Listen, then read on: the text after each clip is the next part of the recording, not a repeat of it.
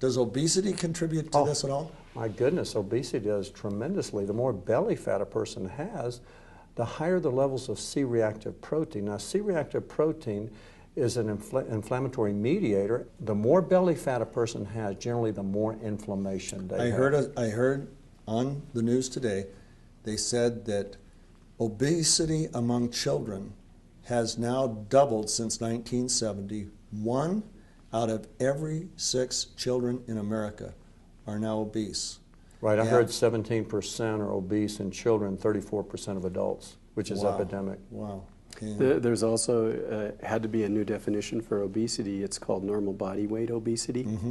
And what it amounts to is your body weight may be comparable to what's appropriate for your age and your frame, but this belly fat is absolutely critical, because if your belt size is too big, you're collecting it in this midsection here, and that is probably more important than what we call BMI or your body mass index. And that's a new concept that we really need to pay attention to. And I'd like to come back to Don's comment about diet. My kids, my wife, my friends get tired of hearing me preach about this, so I got to support them 100% on this. Watch the cookies, watch the sugar, watch the bad fats. And the sugary beverages, even the fruit beverages. Oh, that's what the same thing on obesity today. It was on Fox News.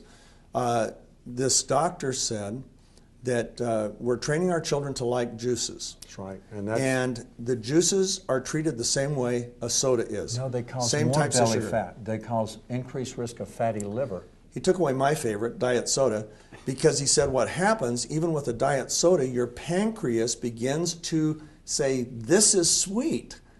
So it begins to change its reaction as if it was taking in sugar. Have you heard that? Yes, absolutely. And so he says it doesn't, he says initially a diet soda may help you from putting on weight, but very quickly your pancreas begins to react to it the same way it reacts to ingesting sugar, and so you get the same result. You end up putting on the body fat. Well, there was a study out of San Antonio that found that people who drank 2 or more diet sodas actually gained more weight than people who drank regular sodas, because that super sweetness is still causing physiological reactions like insulin spikes, which create inflammation, which cause the body to store more fat, which raises cholesterol, raises triglycerides, raises blood sugar, of course. But getting back to your belly fat or the waist size, over the last 40 years, studies have shown that the average waist size in men have gone from 35 inches to 39 inches in the last 40 years. In women, it's gone from a thin 30 inches to 37 inches. Now, ideally, our waist size should be half of our height or less. Wow. But that's ideal. Now they're saying if a man's waist measurement measured around the umbilicus or navel, and including the love handles, if it's 40 inches or greater, his risk of developing type 2 diabetes or metabolic syndrome is much greater. That's actually one of the criteria for metabolic syndrome, as well as in women, is 35 inches or greater.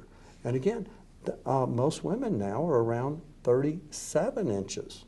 So we are seeing, and the more belly fat, the more inflammation, the more inflammation, the more disease, and it just keeps on going that way.